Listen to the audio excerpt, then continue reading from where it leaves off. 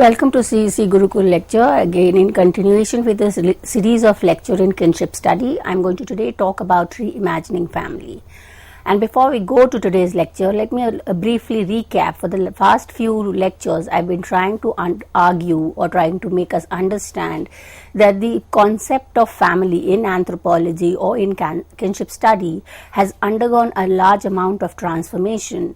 So from trying to understand family from a biological perspective in terms of as a unit between of consisting of father, mother and children, to the whole understanding of transformation undergoing due to industrialization and some of the changes in family role undergoing, and then towards the 1980s and say towards end of 70s and 80s, we see that even the way in which we try to perceive family has undergone change.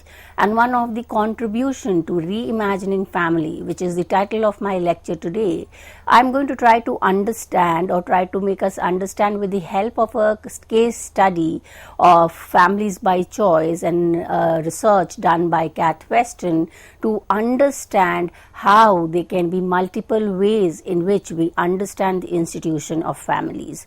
So let us start trying to understand how this transformation in conceptualization of family has taken place and how in the contemporary society we can understand that there are various ways or the various alternatives which we can have, and family can no longer be understood from one perspective or from a unilinear perspective. So to begin with, we know that in anthropological definitions of kinship has been influenced by a lot of assumptions which comes in from Western society, especially the assumption about biology and its relation to kinship. When I did the lecture on cultural approach, I tried to explain how the biological approach to kinship, it was itself considered as a biased, and there were only certain societies in which biology was used for understanding kinship, and therefore the emergence of a cultural perspective to understand not only kin relations but also family. So from the entire understanding, if we kind of do a historical analysis of how the family has been analyzed, we see in the initial stage in anthropology, family was seen as a biological unit for the purpose of procreation, for the purpose of having a kind of a unit which could pass on the inheritance to the next stage. And then kind of there was a lot of understanding that family was seen as a functional unit. It was seen as a place where there was a lot of equality. With the emergence of cultural approach and then coming in with feminist anthropology, these assumptions about family started being questioned, and with the questioning of these assumptions, a lot of new insight came into understanding families which were being formed. And most important change was the change that were kind of taking place around in the society. It's basically in terms of the emergence of same-sex families, in terms of acceptance of homosexual family as legitimate, and with the emergence of new reproductive technology, which became an intervention between the entire act of reproduction and procreation. So with this, the new kinship studies which emerged was the 70s, 80s, kind of tried to bring in a lot of other relations which were left behind, and therefore they were kind of the same-sex relations which were kind of left behind in anthropology, or gender perspective which was not taken care of, all started becoming very central or crucial to understand family as an institution. So when we look at anthropological literature, we realize that the anthropologist has been kind of looking into two things. If we do a kind of a literature review of say studies of families in the 50s and 40s, we see the two main concern of the anthropologist was first was to kind of differentiate between family and household. And in my lecture on family, I have tried to explain how the entire understanding initially was to consider family and household as synonymous, and then with coming in a large number of studies try to show that the two are separate. So this was a major concern of most anthropologists studying family. The second was to understand this notion of change, and again this has been discussed how industrialization industrialization as a force kind of was perceived mainly from the Western perspective to say that in India the society is shifting from joint to nuclear, and the debate was in terms of understanding what is jointness or to understand what is nuclear, and therefore there were debates given by a large number of sociologists who could say that these changes are taking place in the composition of the family and not necessarily changing in the structures of the family. So these debates have been done, and because these debates have been done and questioning has been done, critically analysis of the traditional theories have been done, we kind of started also questioning whether the family can be seen as a unit which is for reproduction, for emotion and domestic work. So when we look into a family from a gender perspective, we realize that there was a kind of a distinction made between the public work and the private work or the domestic work, and family was a domain of the women who were engaged in domestic work. But again, this whole idea of feminist anthropology questioning the private public dichotomy became central to look at family not as a unit which is functional, but which kind of is a repository of power, where power relations kinds of starts off, egalitarian relations kinds of emerges from the institution of family. So these notions and debates were kind of central to understanding family in anthropology and kinship studies. We see a major shift in the study of family by 1990s, where the entire focus kind of changes toward not understanding it as a universal, as a biological unit, but then the cultural approach to kinship was applied to the study of family, and in this context then large number of relations like friends, lovers, and a lot of relations which were not necessarily a member of the biological unit came to be kind of subject to study and analysis. So family began to be visualized in terms of its fluid nature. So if we look into the anthropological approach in the say in the 90s, 50s, 60s, it was telling us that it is fixed, it's given, it's natural, it's out there, and you just need to describe and observe. Now in the 1990s, anthropologists are kind of telling us that no, family is fluid because changes are taking place, it's a dynamic unit, and the most important thing was to try to understand family as a social construct. When I say social construct implies that the entire understanding or what meaning we attach to what is a family, whom we consider as a member of family, is in terms of the symbolic meaning we are attaching. So it is not necessarily that we assume the father and the son to be a part of the family. It could be two friends who are very close to each other, who are kind of sharing a bond, who are kind of sharing a relation, could constitute a family. So looking at family as processual, as dynamic, as fluid became very crucial in understanding family in 1980s onwards. So that is why we kind of try to give the concept of reimagining family. So we had one notion of family as biological, as given, as a natural. Now there was kind of beginning to kind of change this perspective. This is not the only model. There could be another model. And so the reimagination of family began, and the whole idea of the nuclear family, or the whole idea when Radcliffe Brown says that the nuclear family or the elementary family is the basic unit, began to be questioned, began to be critically analyzed. And with that, the whole idea of biological ties, that it is the only tie through which kind of family can be constituted, began to be understood. And in this light, we see the work of Judith Stacy. Her work is titled as Brave New Family. So when we look into the title, The Brave New Family, we kind of try to understand that she's trying to focus on the change that is taking place. And this is again to go back to the debates of industrialization and large amount of change which was taking place due to migration, due to large scale process of transformation. The family was subject to change, and there was a lot of change not only in terms of composition but also in terms of role. So we started having a large number of women's participation in the economic sphere. So the whole distinction of a family in which the father is the bread earner and the women is secondary earner begins to be questioned, and that is why she's trying to kind of conceptualize the changes which took place in an industrial contemporary family with reference to economic realities, gender roles, and kinship relations. So with this was a kind of an inroad into the beginning of new understanding of family, and so we kind of also see what was the most important contribution of anthropological studies on family was the theorization of same-sex family. And on this, if we kind of look in when we do the case study by Kath Weston, we see it's also to be looked into in terms of historical notion, how it is also not only in terms of how it was being theorized in academics, but also in terms of the changes which was taking place in the society. So the emergence of theorization of the same-sex family started questioning the heterosexual norm, that it was not to be kind of considered as the only norm, or it was not to be considered as a normal. So there was if we can go back to 1960s, 70s, the entire acceptance of homosexuality was kind of considered as a deviant behavior.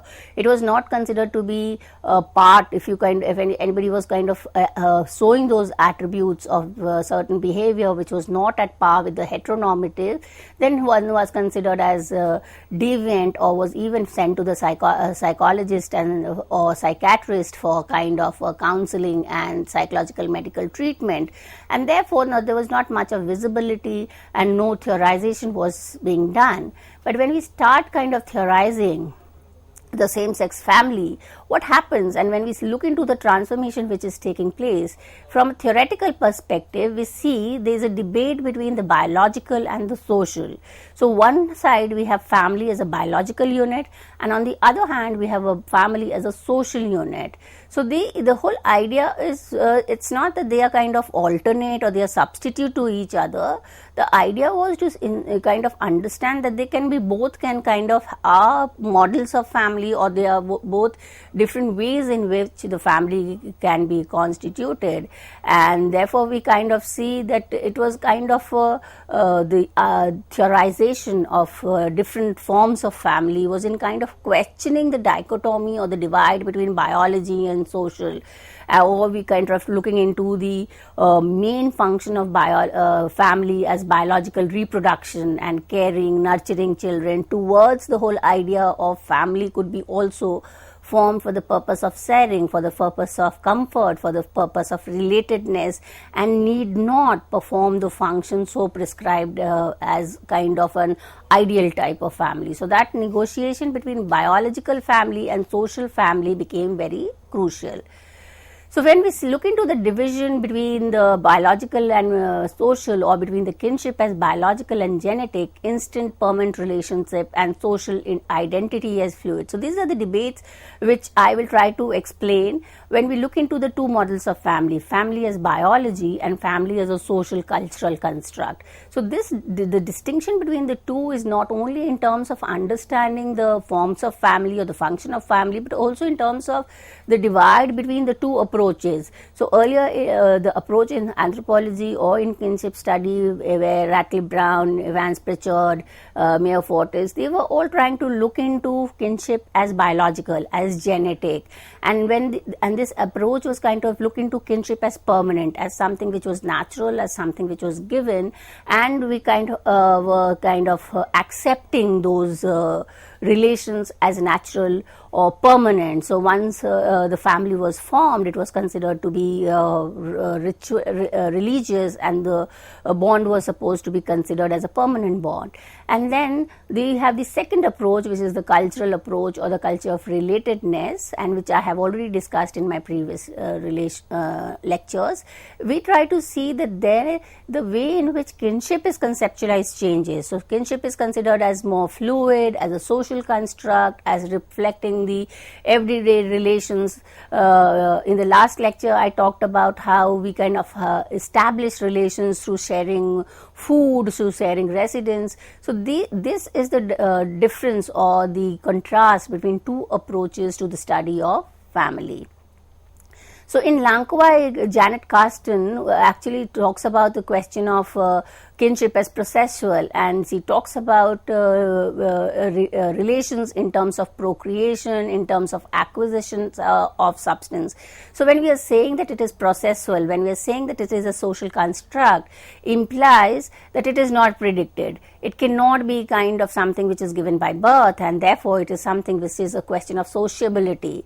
And this is when in a few slides later, we'll be talking about how there is a question of one kind of a family, the biological family, being formed at birth, and the other, and it's given, one does not have a choice, and the other is formed when we are kind of grown up and we have the desire, we are conscious about our identity and take a decision to form a family for sharing and caring. So that is what comes in the question, is the phrase or the term used is families of choice. The term has been suggested by Kath Weston in her book called Families We Choose, and it was published in 1991. Now, if we look into this phrase, families we choose, it was actually used to describe queer family or the gay and lesbian forms.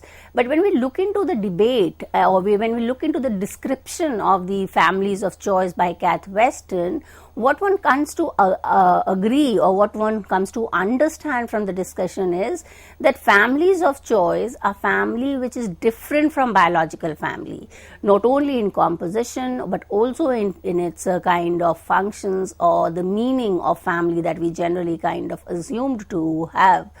So when we look into families of choice, the other concept which is a phrase which is also used to explain families by choice is family we create. And that is what is significant to keep in mind, that one family we are born, the other is constructed, the other is created, and therefore one is kind of given to you. You don't have a choice. You're just born into it. The other, there's a question of choice. There's a question of voluntary. So the one, in kind of understanding this, we will try to understand the contribution of kinship in theorizing family. So according to Kath Weston, in gay and lesbian communities in 1980, San Francisco is also known as the gay capital, and the reason for this is that it was in San Francisco the visibility, the coming out process, that is for a very long time till 1980s they were not accepted as legitimate, so not many of them could kind of visibly come and declare their identity. But it was in San Francisco that there was entire kind of a movement towards gay visibility, towards their coming out, and it is therefore considered as a gay capital of the world. So the study is based in San Francisco, where she's trying to tell us that the kinship is more of an effort, it is a choice, and it's not kind of a permanent bond. So you can just leave it, you can just kind of come out of it if it's not comfortable, or if it is not kind of giving you that kind of sharing and caring. So that understanding of Kath Weston's families of choice would be compared to a biological model. And when we look into the theoretical contribution, we see that such theorization of families of choice was possible because of David Schneider's cultural approach, because he had already kind of given us this framework that kinship is not biology, kinship is more than that, that kinship can be culturally understood, and therefore it kind of was used, the cultural approach was kind of fruitfully applied to the understanding of gay and lesbian family. Such a theorization broadened the discussion family, whose meaning was seen as continuously negotiated in everyday situation. So chosen families do not imitate blood families and are not substitute for them. So the whole idea is we are not going to do a kind of a substitution, that because you are not happy or you're not comfortable in one setup you kind of create it. It is just kind of saying that there is a kind of a option of a probability of a setup which could be defined as a family but need not necessarily be a biological family. Kath Weston claims that there was a noticeable ideological shift of the notion of family in 1980s in the US. So in the beginning, I already said that industrialization as a process, modernity as a process was impacting the family. And there was a lot of quest about freedom, there was a lot of quest about independence, and the notion of family had started undergoing change. So the whole idea of being bound to certain relations, being bound to certain norms, began to be questioned, and it was in this context that there was a larger visibility of gay and lesbian families, and they were kind of adopting, or they were kind of going for a lifestyle which was kind of different from the one in which they grew up. So they were growing up in a biological family, and many of them could be kind of also at the same time not having very positive experience. But then that's not the necessary criteria. It could be that one could be having a very fruitful family, social life, and a very fruitful childhood, yet grow up to become kind of, so it is an individual decision in the individual desire to come out and express a preference for certain relations which is not necessary to be clubbed as kind of normal, and the other kind of clubbed as deviant. So now if I look into this diagram, here we are trying to do a kind of a mapping, or kind of see a kind of a comparison between the two forms of family. One is a traditional family, which is called as family of origin, and the other is the new kinship study, which is giving us, that is, a families of choice. So I have already said that families of origin are families in which one is born. So it's a biological family. Your membership is ascribed by birth.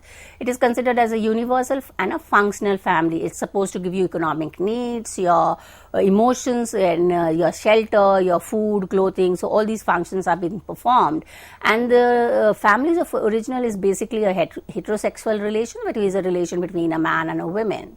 When we move to the families of choice, as the term itself says, it is a voluntary group of unit formed by individuals on their adolescence. When they become adult, they become conscious of their lifestyle, they become conscious of their identity, they kind of agree in kind of forming a setup which is different from the one in which they were growing up. So it is cultural specific. It's not necessary that in every society it could be the same set of relations which could be termed as families of choice. It could differ from society to society. And what is very important is that these families are specifically found among the same sex or homosexual families. And larger context is in terms of theorizing the Western context in US, where these it became kind of a dominant ways. So we look into it, which I have already said that Kath Weston's study is based on San Francisco, where she is trying to understand how gay men and lesbian women were constructing their own notions of kinship. She addresses the significance of story. So this again is a methodological contribution, that most of the time we were trying to do a very descriptive kind of an understanding. Here she is doing a very different method of ethnographic research, where a lot of stress is given on experience, on everyday life, and that how you are kind of coping up with the process of coming out in terms of becoming more visible. So it's an ethnographic study of gay men from back into the childhood, into kind of developing this family, establishing relations between members of the society, and so on. So again, to kind of look into it in terms of a comparison of the families of origin and families of choice, I have already said that family of origin was a theory which was given by or conceptualized by descent approach on alliance. Families of choice is studied or theorized by the cultural approach.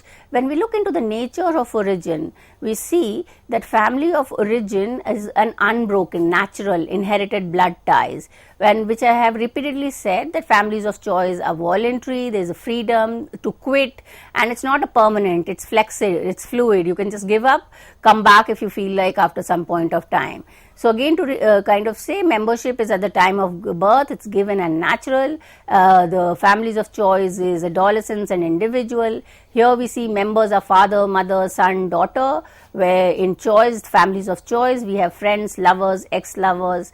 What is very important is that the family of origin is considered as a permanent unit. only separation or divorce would come to bring an end. It says that the sibling relation, that is the relation between brothers and sister, never comes to an end. So it's a permanent bond. Here there is no fixity, so you can just leave the group and come back after some time. And when last is in terms of procreation and inheritance, whereas in the families of choice we have sharing, caring. So basically, to come to an end, we try to see that when we look into the families of choice, study was done by Janet Carsten, we try to understand that the notion of family is not fixed. It varies, and the meaning of family has passed through layers, that it is not necessary that family is only for procreation of children, and second, that it is not earlier we used to say that the friends are not members of the family. So there's a change in the way we conceptualize.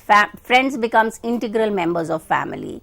So we kind of see that when we look into families of choice, Cath Weston deconstructed the opposition between bloodkin and chosen kin, and she discusses the historical shift in conceptualization of family. So I try to conclude by saying that while looking into families of choice or families we choose, we try to have a different perspective to conceptualize family, and this is kind of a way in which the anthropology or kinship studies has kind of evolved and kind of given us different ways of looking at the institution of or reimagining family. Thank you.